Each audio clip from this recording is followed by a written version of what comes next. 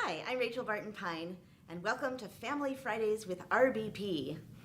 This is one of my favorite unofficial holiday weekends of the year because it's the Maud Powell birthday celebration weekend.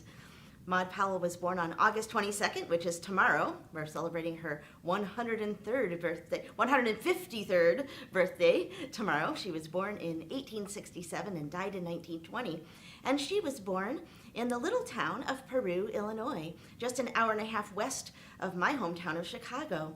And in fact, there's a statue, which you can see on my t-shirt, in the town square of Peru, Illinois, which is the only statue in the entire United States of a woman musician, the only full-size statue.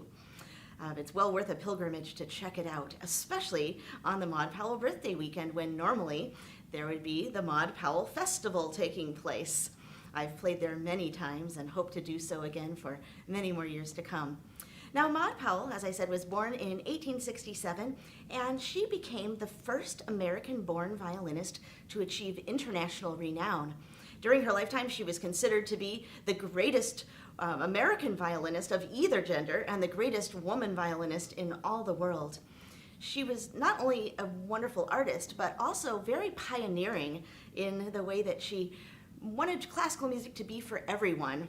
Instead of resting on her days off in between big concerts in big cities, she would find a small town halfway in between that had never had a classical concert ever before, and she would play that town's first classical concert, talking about how to listen to the music as she went along during her program. She was the first woman violinist to dare to form a string quartet where she sat first violin and the other chairs were filled by men. Prior to that, it had been gentlemen's quartets and ladies' quartets, but never the genders should mingle. And she was also a champion of women composers, of black composers, of American composers at a time when American artists usually only played European music. She also loved to play the most cutting-edge modern music. So, for example, she was one of the first champions of concertos like Dvorak. She gave the American premieres of the Tchaikovsky and Sibelius concertos, and when orchestras would invite her to perform with them, she would say, "Okay, I'd love to come solo with you, but only if you're willing to perform the Sibelius concerto." And the orchestras would say, "I'm not sure that our audiences would really be up for that modern music." And she'd say, "Nope, I don't want to play the Bruch or Mendelssohn or that normal stuff that your audiences already know. I know if I play the Sibelius for them, they're going to love it." And of course, she was right and helped to popularize the Tchaikovsky and the Sibelius. And now, of course, those are the concertos that we know and love. Well, she just had an extraordinary life. Oh, she was also a pioneer of new recording technology, or new technology used to share her music with others. She was one of the first violinists to record for the newfangled phonograph. In fact, the first to do so on a real violin as opposed to a violin fingerboard attached to a recording horn aimed at the recording horn. She was the Victor Talking Machine Company's first instrumental recording star, and in fact, won a Lifetime Achievement Award from the Grammys in 2014, becoming the first woman instrumentalist to ever receive that honor. So even more than 100 years, or almost 100 years after her death, she was still breaking new ground. So I can't help but think of her, when I'm performing on Facebook and YouTube, or, just all the different things that I try to do with my life are really only a continuation of the work that she began. She's totally my violin hero. Well, I'm going to start with a couple of pieces that were arrangements that she made of compositions by black composers. Maud Powell was, in fact, the first white artist of any instrument to actively perform the works of black composers on the concert stage. The first composer is actually an Afro-English composer, Samuel Coleridge-Taylor. His father was a physician from Sierra Leone, and his mother was a white English woman. And Coleridge-Taylor grew up as a child prodigy, and he became a famous conductor, composer, and violinist. In fact, his Hiawatha oratorio, based on the Longfellow poem, was so popular that for a number of years, it was the most frequently performed oratorio in the world, even beating out Handel's Messiah, if you can believe it. In the comments, I'm going to put a link to a wonderful documentary about Samuel Coleridge-Taylor and his visits to America. that was made by the Longfellow Chorus. I'm in that documentary along with many wonderful African American artists and lots of different scholars. It's a really fun thing to watch. So Samuel Coleridge-Taylor, despite not being American, was very drawn to the music of African Americans, the spirituals. And so he created a set of concert versions for piano. And he said that he wished to do for the spiritual what Dvorak had done for Bohemian music, what Brahms had done for Hungarian music, and what Grieg had done for Norwegian music, elevating this music to the concert stage. And this is Maud Powell's version of Coleridge-Taylor's piano version, done with his blessing. It's structured like a sandwich. You hear the beloved spiritual melody at the beginning and end, and then completely original music of Coleridge-Taylor in the middle. Music that sounds like strife and struggle, perhaps describing the circumstances that caused the spiritual to exist in the first place. The introduction to Samuel Coleridge-Taylor's collection of spirituals was written by none other than Booker T. Washington, who called him the greatest musician of our race. And Maud Powell was the dedicatee of Coleridge-Taylor's violin concerto, a wonderful, lush, romantic concerto that is starting to get more played more frequently, as it should be. And Maud Powell not only, of course, soloed this with orchestras, but also played it many, many times on recital with piano accompaniment in towns that didn't yet have an orchestra. So here is Maud Powell's version of Samuel Coleridge-Taylor's Deep River.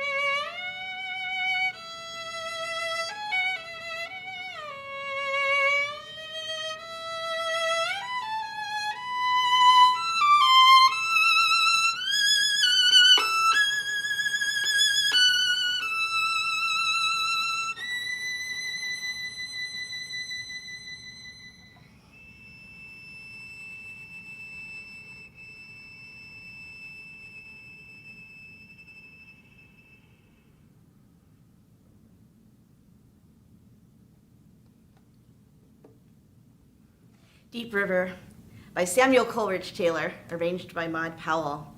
Maud Powell's recording of that piece in 1911 was the first ever recording of any version of Deep River before it was even ever recorded vocally. Interesting bit of history there. She would have recorded the next piece I'm about to play, but unfortunately she passed away before she could do it. This is Maud Powell's version of J. Rosamond Johnson's version of Nobody Knows the Trouble I See. J. Rosamond Johnson is famous as the composer of Lift Every Voice, which is, of course, the Black National Anthem. But he and his lyricist brother wrote hundreds and hundreds of songs and had a fascinating career as classical musicians. And actually, the reason that Maud Powell made this arrangement was for a special benefit concert. There was a school in New York, started in the early 1900s, called the New York Music School Settlement for Colored People. It was founded for the purpose of providing music education to disadvantaged African American children. And it was founded by David Manis, the famous guy that also founded the Manis School of Music, which still exists today as one of our prestigious music conservatories. Well, David Manis's first violin teacher had been John Douglas, who was the grandson of Frederick Douglass, who, by the way, was also a violinist. In fact, Frederick Douglass's violin is in the Frederick Douglass Museum outside of D.C. Manis believed that John Douglas was such a virtuoso violinist, he really should have had a solo career, but of course that opportunity simply wasn't available to him in those days. And so he wanted to do something about this situation in general, which is what inspired him to found this music school. But in 1919, with World War I going on, funding had become much scarcer for the school's continuation. And so Maud Powell decided to do a benefit recital to raise money to keep the school going. And she made this arrangement of J. Rosamond Johnson's Nobody Knows the Trouble I See as a surprise encore for him at that concert.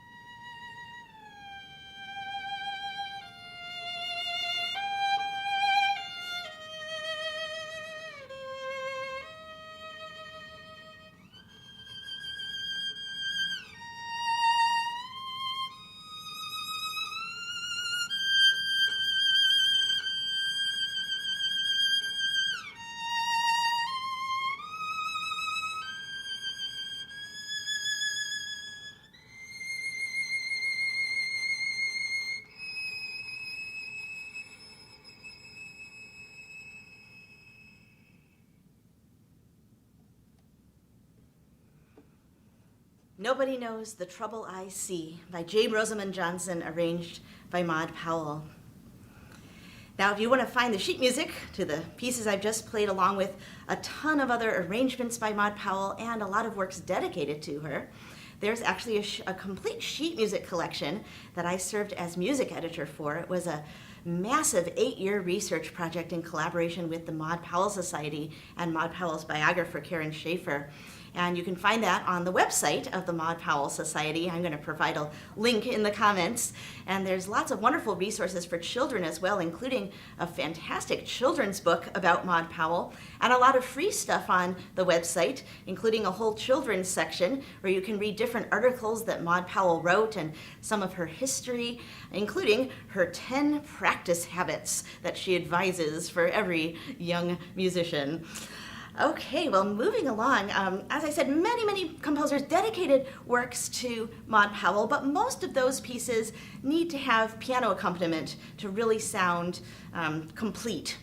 But there was one unaccompanied piece written for her by a cornet player in John Philip Sousa's band, Herman Bellstedt Jr. I'll talk about that in a sec, but first let me talk about what this piece is.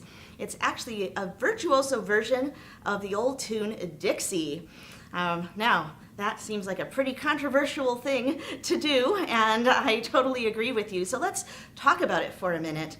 Dixie, of course, is one of many songs from the tradition of minstrelsy, which, of course, was a way too long period in American history when people specifically made songs for the purpose of making fun of black people, which is just a horrible thing to think about. And sadly, a lot of those songs still unknowingly linger on in our culture as innocent children's songs in sanitized versions.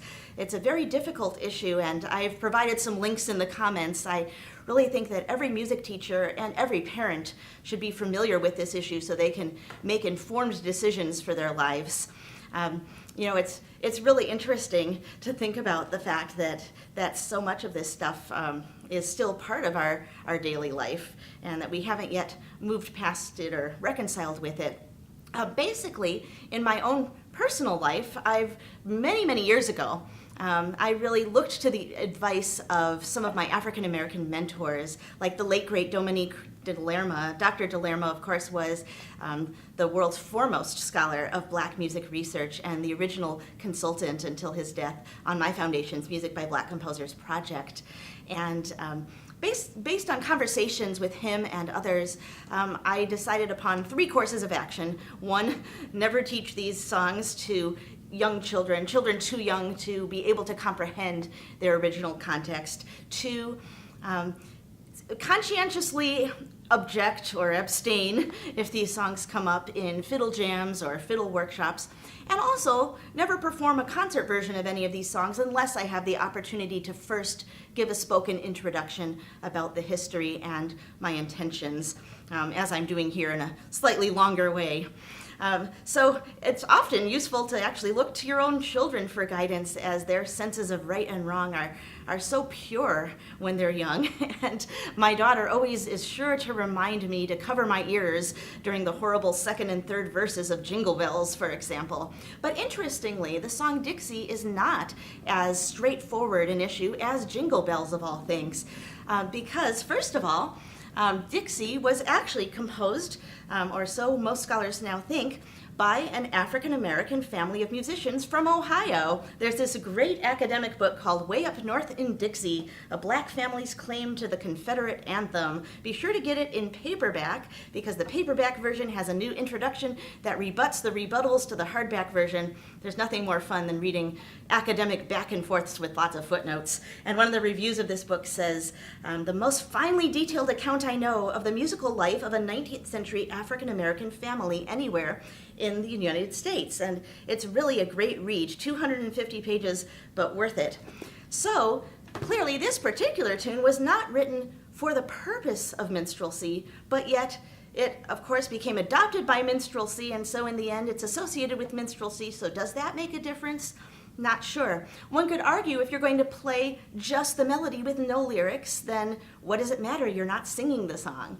Well, if you think about it for half a second, when you're playing a melody that is associated with a set of lyrics, then people who would be hurt by those lyrics would think of those lyrics even if you're not singing them, and so therefore you might be hurting people, and that's not something you should do. But again, that's a little bit fuzzy when it comes to Dixie, because back in the 1800s there was no one set of lyrics. In fact, there were lots and lots of different sets of lyrics that spanned the whole political spectrum. Of course, now we only remember the bad ones, but back in the day it was not so cut and dry.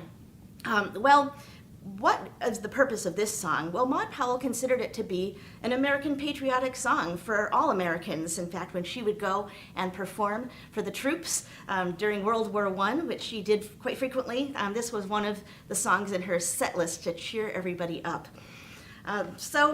Anyway, I would love to hear from you. It's, like I said, my personal policy has been to occasionally play these pieces with a disclaimer, but it's always worthwhile to re-examine the courses of action that you're taking, and I would really welcome the thoughts and comments from anyone who is listening who's African American, because it's always good to re-examine what you're doing from time to time, and especially now.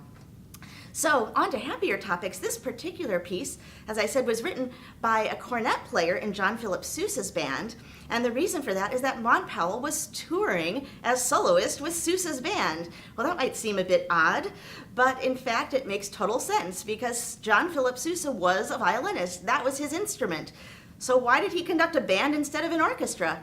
Well, back in the 1800s, travel conditions were pretty primitive, and stringed instruments simply weren't as hardy with their, gut strings and everything, with the different weather conditions and so forth. So wind and brass instruments were just more sturdy to take all around on tour.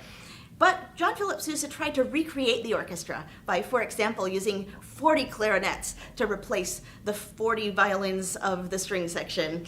And he always included a woman soloist on all of his concerts, which he said in a very un-PC way was relief for the eyes as well as the ears. Well, it's interesting to think about, right now we think of his marches and his other popular type music that we play on occasions like the 4th of July. But back in the day, Sousa considered it his duty to educate as well as to entertain. And so he would play some of that popular stuff that people had come for, but then in a great bait and switch, he would lay on them some of the most cutting-edge modern classical music that was just coming out, like movements of Tchaikovsky's symphonies, Strauss tone poems, even portions of Die Meistersinger 10 years before the Met ever got around to giving its first actual operatic performance. So he was really on, doing this very adventurous classical music for people. And of course that extended to the violin concertos. It's fascinating to think that many Americans' first exposure to violin concertos was not hearing them with a symphony orchestra that they were originally composed for, because there weren't that many orchestras in America yet. It certainly wasn't hearing a recording of the concertos, because records were only 5 minutes long if you even had a phonograph yet. So the way that many people first heard, the Saint-Saëns concerto, the Mendelssohn concerto, etc., was by a woman violinist soloing with the Sousa Band. Such an interesting part of our history. So here is Caprice on Dixie by Herman Bellstedt Jr., written for Maud Powell for her tours with the Sousa Band and beyond.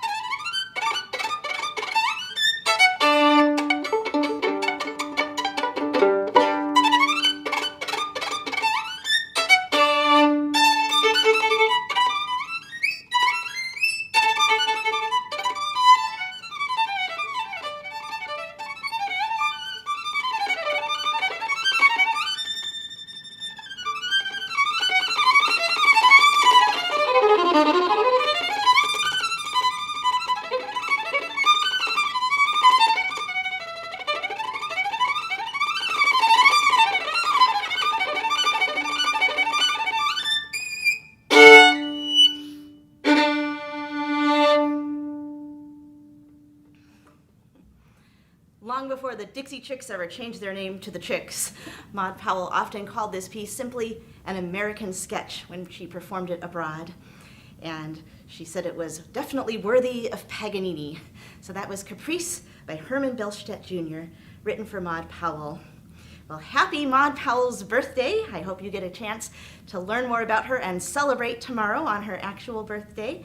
And next week on Family Fridays, I'm going to be exploring some of the friendships between great violinists of the past. I'll be playing a piece that Ysaye dedicated to Chrysler, a piece that Chrysler dedicated to Ysaye, and the famous Last Rose of Summer variations by Heinrich Wilhelm Ernst, dedicated to Antonio Bazzini, who once played my violin.